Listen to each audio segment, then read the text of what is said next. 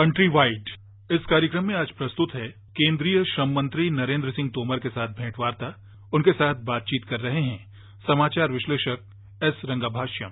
तोमर साहब, 5 महीने से ज्यादा वक्त हो चुका है आपने जब से मंत्रालय संभाला है। एक बहुत ही महत्वपूर्ण मंत्रालय माना जाता है और जैसा कि प्रधानमंत्री साहब भी अब कह रहे हैं मेक इन इंडिया कार्यक्रम, अब उसमें जो श्रम मंत्रालय है और जो श्रमिक हैं, देश के वर्कर्स हैं, लेबर फोर्स है, वो एक बहुत ही इम्पोर्टेंट रोल अदा करेंगे। क्या लगता है आपको कि क्या बड़ी चुनौतियां हैं जो मंत्रालय को फेस करनी पड़ रही हैं? सरकार के गठन को लगभग 5 माह हो रहे हैं। इन 5 माह में प्रधानमंत्री श्री मोदी जी के नेतृत्व में देश के विकास को और समस्याओं के निराकरण को एक अलग प्रकार की गति प्राप्त हुई है। उसके कारण पूरे देश में सभी वर्गों में एक अच्छा माहौल है, एक नई आशा का संचार हुआ है और मोदी जी उस आशा को और बढ़ाने में पूरी ताकत के साथ लगे हुए हैं। समस्याएं निराकृत हों, ये उनकी प्राथमिकता हमेशा रहती है।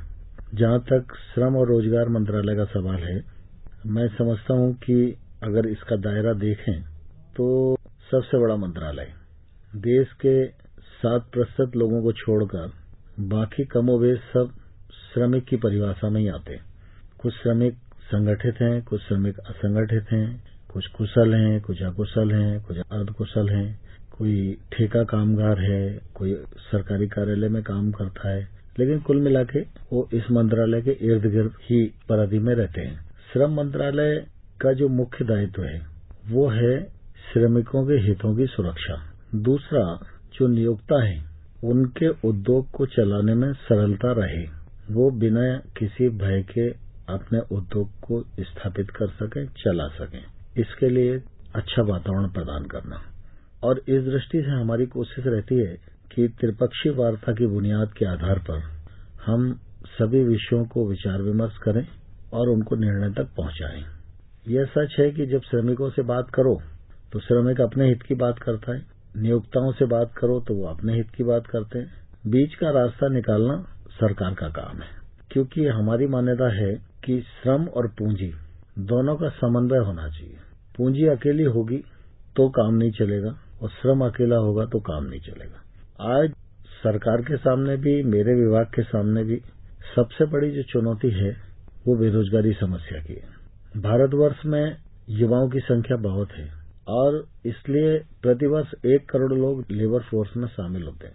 ये जो 1 करोड़ लोग लेबर फोर्स में शामिल हो रहे हैं, इनके लिए रोजगार सृजन हो, यह आज की महती आवश्यकता है। और इस दृष्टि से मेरा विभाग बड़ा त्वरित गति से काम कर रहा है और हमारी कोशिश है कि मजदूरों के क्षेत्र में भी माहौल में सुधार आए और मजदूर भी उद्योगों को संरक्षण देने की मानसिकता में आए और नियोक्ताओं के भीतर भी वातावरण सुधरे, वो अपना कारखाना लगाए तो उसमें अधिक से अधिक रोजगार सृजित हों, यह मानसिकता उनकी भी बने। इसके लिए जो आवश्यक कानूनों में सुधार हैं, तो उन सुधारों की तरफ भी हम जा रहे हैं और एक अच्छा माहौल मिले, ये हमारी कोशिश है। तोमर साहब, बात करते हैं श्रमेव जयते कार्यक्रम के। हाल ही में ये लॉन्च हुआ और प्रधानमंत्री जी ने ही इसे लॉन्च किया। बहुत बड़ा कार्यक्रम है। इसमें आप किन क्षेत्रों को बेसिकली टारगेट कर रहे हैं और इसकी जो मेन फीचर्स हैं वो क्या हैं?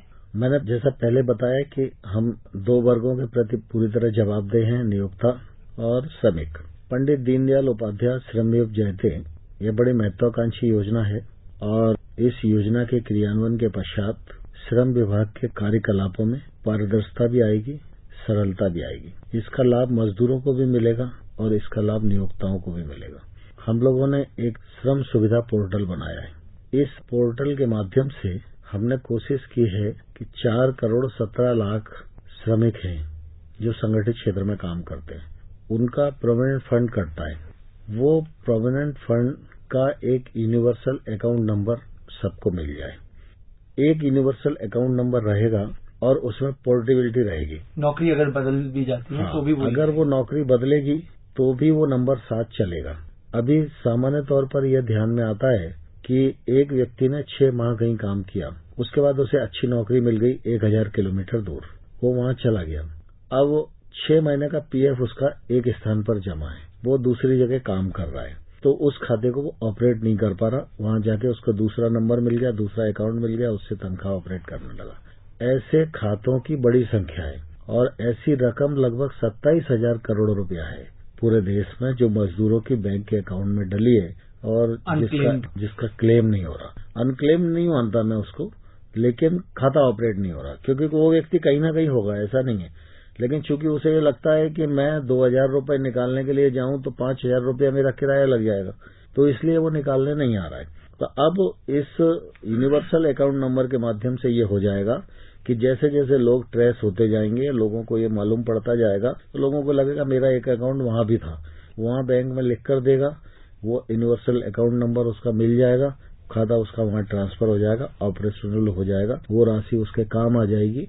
इस यूएन नंबर के माध्यम से 27,000 करोड़ रुपया जो गरीबों का दावा रहित जिसे कहते हैं वो पड़ा हुआ है, वो गरीब आदमी की, मजदूर की जेब में पहुंचेगा। ये बहुत बड़ा क्रांतिकारी कदम इस श्रमयोगी जयंती कार्यक्रम के अंतर्गत है।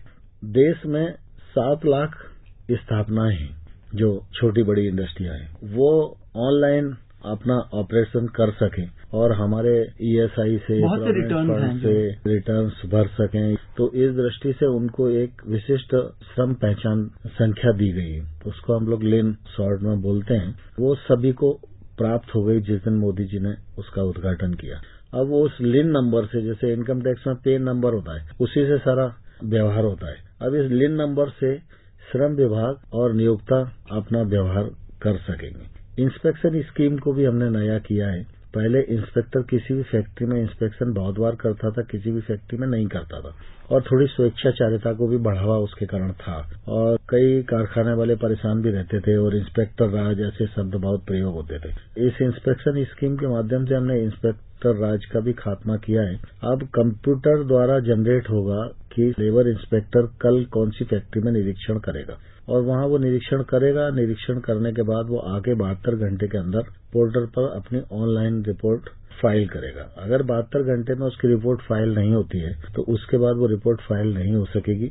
ये माना जाएगा कि ये उसकी अनुशासनहीनता की कार्यवाही है और हमको किसी प्रमाण की आवश्यकता नहीं पड़ेगी, और उसको कारण बताओ नोटिस देकर पूछा जा सकता है क्यों नहीं करी, और उस पर कार्यवाही की जा सकती है। इसी प्रकार से ही हमने इसमें ऑनलाइन शिकायत करने का भी प्रावधान रखा है। अब मजदूर को अगर कोई शिकायत है तो मजदूर ऑनलाइन शिकायत कर सकेगा, नियोक्ता को कोई शिकायत है तो नियोक्ता ऑनलाइन शिकायत कर सकेगा। यहाँ पर जो हमारा प्रकोष्ठ रहेगा, वो लोग शिकायतें आएंगी तो शिकायतों का विश्लेषण किया जाएगा और उस शिकायत पर कार्रवाई की जाएगी और कार्रवाई से उनको अवगत कराया जाएगा। इसी श्रम सुविधा पोर्टल में ये भी हमने प्रावधान किया है कि श्रम मंत्रालय के अंतर्गत 44 कानून है। 44 में से 16 कानून जिनको केंद्र सरकार सीधे गवर्न करती है, शेष कानूनों में समुचित सरकारें, राज्य सरकारें। इन 16 कानूनों के अंतर्गत नियोक्ता अब अलग अलग 16 फॉर्म नहीं भरेगा, उसको लिखा पढ़ी नहीं करना पड़ेगी, ऑनलाइन अपना रिटर्न फाइल कर सकता है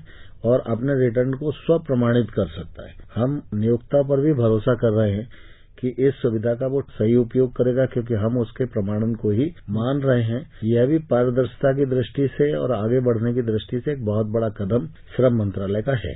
इंडस्ट्री अक्सर कहती रही है कि बड़े लेबर रिफॉर्म्स की जरूरत है, और खासतौर पे जो उन्हें चाहिए कि लेबर को कभी भी ले सकें और कभी भी नौकरी से निकाल सकें, वो सुविधा उन्हें चाहिए, वो चाहे वो कहें या ना कहें, प्रत्यक्ष परोक्ष रूप से। तो आपको क्या लगता है कि क्या हमारे देश में इस तरह की एक रिफॉर्म की या इस तरह के कानून की जरूरत है? सबके हितों का संरक्षण होना चाहिए और सरकार की यही जवाबदारी है। लेकिन मैं ये मानता हूँ पूंजी और श्रम दोनों का समन्वय होना चाहिए और दोनों मिलकर ऐसी व्यवस्था बनाएं जिससे अधिक से अधिक रोजगार का सृजन हो, और रोजगार का सृजन हमारी सबसे महत्वपूर्ण आवश्यकता है और रोजगार के अवसर बढ़ें।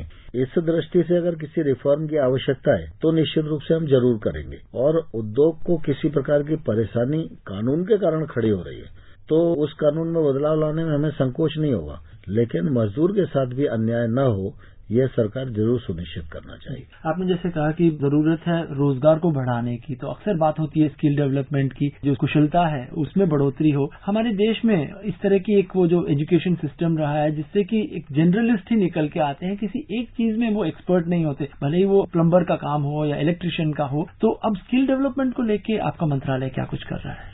देखिए, रोजगार सृजन महत्वपूर्ण आवश्यकता आज देश की बनी हुई है और रोजगार के अवसर सरकारी नौकरियों में नहीं है, और इसलिए निजी क्षेत्र के लोग उद्योग लगाएं, एक रास्ता ये हो सकता है। दूसरा, निजी क्षेत्र के उद्योगों में रोजगार का सृजन हो, दूसरा मार्ग ये हो सकता है। और उसके लिए जरूरी है कि स्किल डेवलपमेंट तेजी से होना चाहिए। मैंने जैसा कहा कि 1 करोड़ लोग लेबर फोर्स में शामिल होते हैं, तब 1 करोड़ लोग अगर अकुशल हैं तो उनको चाहकर भी कोई नौकरी नहीं दे सकता, और इसलिए स्किल डेवलपमेंट की अत्यंत आवश्यकता है।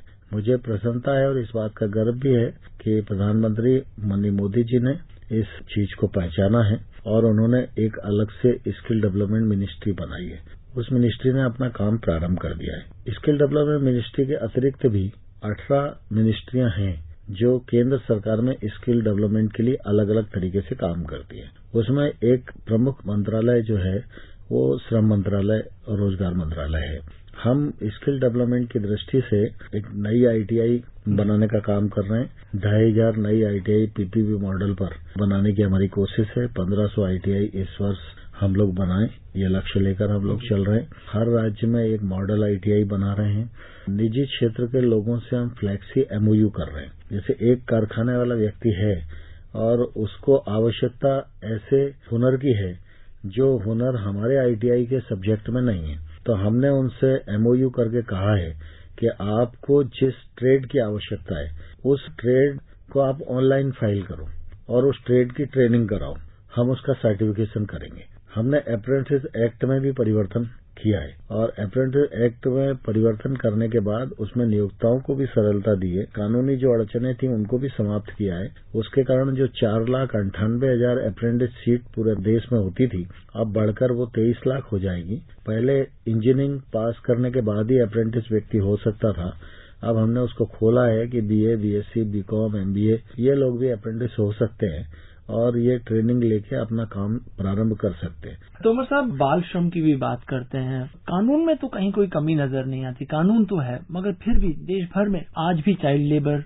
है। आपको क्या लगता है कि क्या कुछ किया जा सकता है कि बाल श्रम में कम से कम, अगर पूरा ही जड़ से ना खत्म किया जा सके, कम से कम कमी तो लाई जा सके? बाल श्रम निश्चित रूप से अभिशाप है, ये नहीं होना चाहिए। गरीबी एक सच्चाई है, जब तक उससे नहीं उभरेंगे तब तक बाल श्रम किसी न किसी रूप में विद्यमान रहेगा। लेकिन ये कहना भी सच नहीं है कि बाल श्रम की दृष्टि से अभी बहुत काम नहीं हुआ। बाल श्रम की दृष्टि से जो काम हुआ है वह काफी हुआ है और उसके कारण बाल श्रम में कमी भी आई है और निरंतर उस पर हम लोग काम कर रहे हैं। एक्ट के अमेंडमेंट की बात है तो एक्ट के अमेंडमेंट में भी हम लोग जा रहे हैं और जिन क्षेत्रों में बाल श्रम विद्यालय खोलने की आवश्यकता है, एनजीओ की सहायता लेने की आवश्यकता है, वो हम कर रहे हैं। सीधे कलेक्टर को हम लोग बड़ी फंडिंग करते हैं। कलेक्टर की अध्यक्षता में एक समिति है, वो एनजीओ के माध्यम से बाल श्रमिकों को ढूंढते हैं, उनको ब्रिज कोर्स कराते हैं, उनकी सहायता करते हैं और वो मेन स्ट्रीम में आ जाएं, इस बात की पूरी कोशिश करते हैं। मंत्री जी, पिछले 1.5-2 साल में अगर हम देखें तो कुछ सेक्टर्स हैं, जैसे ऑटोमोबाइल्स है या कुछ बेल्ट है, मानेसर का बेल्ट है, जहां पर कोई इंडस्ट्रियल प्रॉब्लम्स और लेबर अनरेस्ट शुरू हो रहा है।